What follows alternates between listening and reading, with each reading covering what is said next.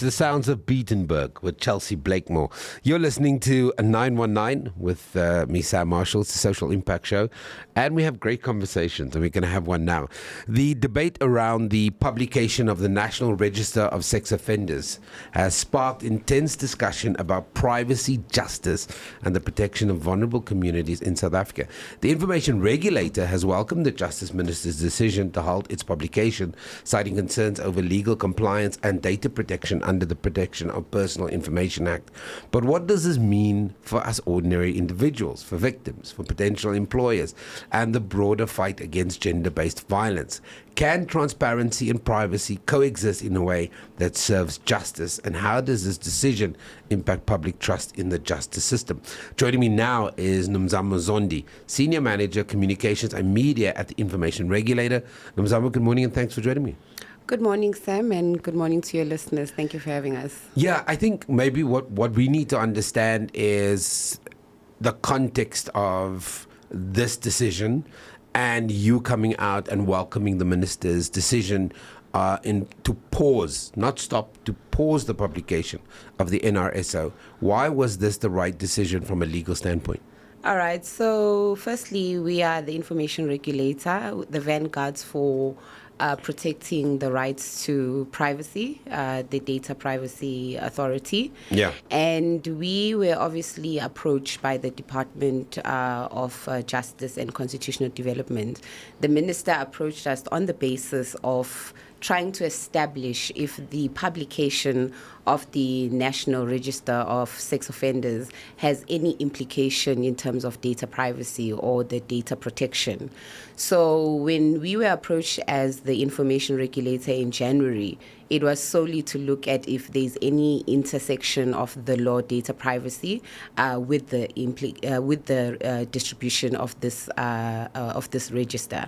So when we met with the department and the officials, and we interrogated the process, of course, as we should, in terms of the personal information that may be published, and we came to a realization that the Criminal Procedure Act, which is in the Department of Justice, the custodians of the Criminal Procedure Act is the Department of Justice. There is a very clearly spelled out section in the Criminal Procedure Act that states that the distribution or disclosure of this register is actually not allowed. It cannot be disclosed. It cannot be made public. And that's what that law says. Before we can even So that law would need to be amended. That law has to be amended first. Before we can even go into the provisions of the data privacy law, that law needs to be amended first. So we could not even go into the merits of looking at the data protection law until this law is actually amended. So when we met with them and we started with what actually is stipulated in the Criminal Procedure Act law that says do not distribute, do not disclose, this register is actually confidential. We could not get into the merits of data protection. Yeah, and I think this conversation is very, very important because people that are emotional about this conversation will read this statement that IRJ put out in the wrong context. Yes. Right? Because I think that is very important because it almost then feels like there is already... I do media training with organizations, and I always tell them that when you have conversations, it's never in isolation in terms of what's happening to the country. Yes. So when you see a statement like this and you already have issues with the government, now you're saying the government wants to protect perverts and pedophiles. Yes. No, you're absolutely correct. I mean, look, Sam, we as the Information Regulator, we're a human rights organization, firstly. We have a dual mandate. We have the right to protect the right to privacy as it's stipulated in the Constitution in Section 12. We also have the right to protect the human rights in terms of access to information as it's stipulated in the Constitution in terms of Section 32. So we're obviously the advocates of human rights. So we are also very much concerned with the scourge and the pandemic in the country in terms of gender-based violence. I'm happy you're saying that. Absolutely. And I mean, the scourge of and the pandemic of gender-based violence is a concern to everyone. And us, in terms of saying we welcome the pause of the publication, is the fact that we take into consideration that there has to be consideration for the law as well in terms of what needs to be done, and it needs to be done correctly. It's not a new thing, the publication of the sex offenders register. It's been done in other countries. Yeah, and we urge, and I think the best case is probably America. Absolutely. And we have advised the minister, in fact, to say, get this law amended. And it can be done with urgency, in fact, by the mere fact that it is a pandemic in this country. So we have advised so, and we have availed ourselves as the regulator that we will then make a submission to the department so that it is aligned to the data privacy laws of the country as well. So there's no further hurdles in terms of data privacy and data protection, as it were. Nomzamo, I love that because I think it automatically clears up the issue. You are not against the publication of the registry. You are for following the law, following the legal process to be able to make sure that it does get published and that there's, to your point, there's no more hurdles. And I think that's very, very important because when I read it and when I brought it up, we all had an immediate reaction. And I think that South Africans would have the immediate reaction to go, why are you in favor of the pause? But I think the fact that you've clarified it. There is a legal process that needs to be followed before the publication of this registration happens. Absolutely. When we met with the department, because we also have not even delved into the register itself to see what is contained in it, because we have to look at the fact that does it comply with the 8 conditions for lawful processing of personal information? There's so much that we actually have to look into because there's concerns that are being raised by people that if it's made public, would it not cause issues of mob justice in terms of sharing the location of sex offenders? What will be contained in it? Will there be names? How many Samms are out there? How many Nomzamos are there? How would we identify? Will there be IDs in there? We don't know what is contained in the register. Is the minimality that is applied there? What is the retention policy that is going to be applied in this register? What other information is contained? All of that we need to also take into consideration as the information regulator. Does it follow the procedures that are also in POPIA as well? So all of those that we also still have to make sure it is aligned to POPIA. So there are various conditions that we need to also ensure that it is aligned to that, but also we need to ensure that there's also the response to the pandemic that is faced in the country. Yeah. Can I ask a silly question? I'm going to ask it anyway. Someone would argue that the American model already exists. They've already perfected it or have some kind of working model. Maybe it's not perfect. Wouldn't that be an easier process to follow to see what's been done around the world and just say, well, in the American, there's probably a registrar, there's all of that kind of stuff. There's an ID number, there's an image, there's an address. Wouldn't an existing model be easier to follow than to try and come up with something new that will drag out this process? Because people will argue that I have the right to know whether I'm living next to a sex offender. I have the right to know that if my neighbor is playing with my children, that he is not on or she's not on that list. Yeah, no, definitely. I mean, even with us as the regulators, the information regulator, in our establishment, we are fairly new information regulator, data privacy authority in South Africa, and in us, even when the data privacy act law in South Africa was being developed, we did benchmark against international laws. And I think generally South Africa, we do have that practice of benchmarking against international standards. So definitely, I think that would definitely be done to benchmark against what is working in other countries as well. So if there is a model that is working currently, there will definitely be benchmarking exercises. I would like to also believe that the Department of Justice is benchmarking with other countries or other states that has put the practice in motion, and they have seen benefits and have actually explored different avenues, has tested the distribution and dissemination of the register. So, like I said, it's not a new thing to publish the register of sex offenders. It has been tested. So definitely benchmarking would also assist us as well as a country if we actually go that route. But what is very key right now is for us to actually look at the amendment of legislation. And the concern right now is that amendment to any legislation does take a while, but when it's in this kind of a situation, it can be done speedily, and it will be dependent on how the minister can then convince Parliament to what take he it up. prioritizes. Absolutely. And I'm not saying it's a concern for you, but in America, for example, that sex offense registry has been around for many decades. And so I'm not trying to cast dispersions on America to say that they would be used to a process like that. Should we be worried in a country like South Africa, where we are fairly conservative to a degree, if you consider us against the Americans, still rooted in a big traditional sense? We still have an hierarchical system when it comes to kind of family and community. Would it be problematic if that registry was released, but we didn't do the kind of education around it?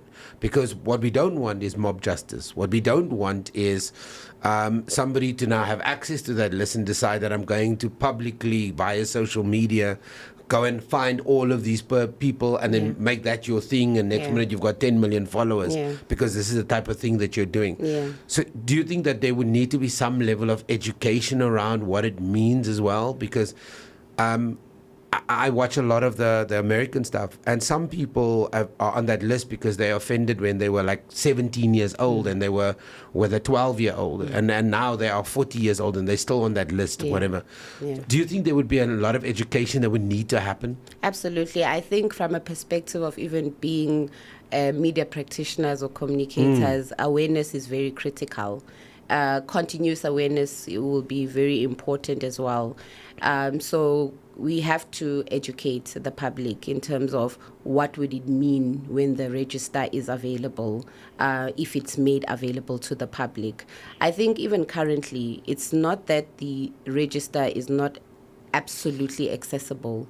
There is it is available to certain people, certain organizations. Like the Department of Education it does course. have access to it in terms of now if a teacher is being appointed or recruited at a school, there is certain access to it. Before you appoint Nomzamo, you are able to check against the register if she's not convicted of a sexual offense.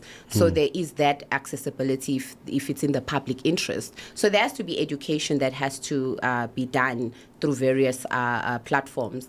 And I think what is also important that needs to be explained to the public as well is the issue of balancing access to information and the protection of personal information, or the right to privacy. Right? Very difficult, but it is something that the Information Regulator is responsible for, which is why we have this dual mandate to balance the right to privacy and the right of access to information.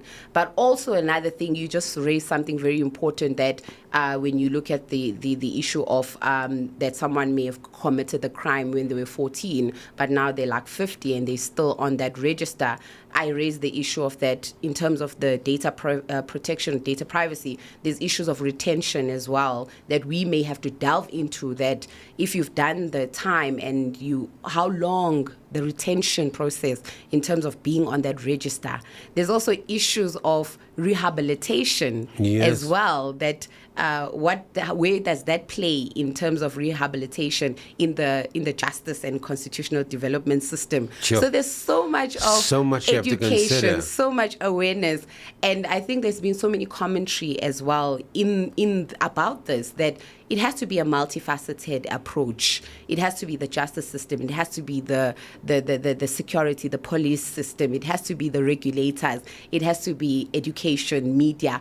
That has to be coming into play, the civil organization, so that we are able to deal with this issue as a collective, whenever the decision comes to play, to amend legislation for the register when it is disseminated and so forth. We're not even talking, Nomzamo, about the victim here, because at what point does the victim feel justice has been served? Yes. If there's a legitimate victim, will 15, 20 years, 30 years be enough for that person? Because I don't know, would that person get a notification that Samm has, for example, been removed? Or I don't know what that communication process would be, because we are suffering and how we see reparation is not the same. Yeah. And so there's a lot of stuff that needs to be balanced. Now, if this conversation happened in January and it now needs to go back to DOJ and they've got to think of a lot of these things, I think you talked about some eight points of criteria they need to consider. What would some of that 8 points, just to educate some of us that don't know, what are some of those 8 points that they would have to consider? I think in terms from the perspective of the data protection or the POPIA 8 conditions, when you're processing personal information in terms of the 8 conditions for lawful processing, you have to think of issues of minimality. Generally, when you are processing personal information, you need to think of minimality. You process personal information that you require for that specific purpose. For example, when you are processing a register for sex offenders, for example, I'm really speaking hypothetically right now. Yeah. Let's be clear. Let's be clear. It's hypothetical. Let's be clear. If you want to really know if this person has has offended or has been convicted, do you need to know their location? Like, where do they currently reside? Do you really need to know that? No, you do not. You just need to know whether they were convicted, what is their name, and so forth. So that you don't, I heard some commentary, so that you don't find a situation where there's mob justice and their family is impacted now and they go and cause destruction at their family. But they know that so-and-so was a criminal, convicted and so on. So minimality in that register might need to be applied. Only process information that's necessary to identify. That's one condition. Then also you process information for the purpose of that register. So only information that is going to serve the purpose of the register, what you need it for. Then there's other matters of like safeguard. How are you protecting the integrity of that information? Where are you placing it so that another person does not access it, who doesn't require to access it and use it for other purposes other than identifying so and so for that purpose. So security safeguard. Now, updating that information as well is another factor, because you need to update the information. I may change my surname. I may become I may get married. I may change my surname for whatever reason. So there has to be update of that information. So there are so many things that you need to consider. Those principles or those conditions that need to apply in terms of data. And you're saying that the experts in the room, you're thinking about it, but they have not even been applied yet. Considered in terms of this register. So right now, it is looking at the legal framework. The law doesn't allow, in the current state, for this registry to be published. That law would need to be amended first, then the other processes can actually start. If there is somebody right now going, but how long will that take? Where are we at the moment? So you've now put your recommendations back to DOJ. As we've said, depending on what the priority is of the minister, that might be a 6-month, year, 2-year process. Might be longer. To amend legislation does take long. I think generally we all know that amending legislation does take long.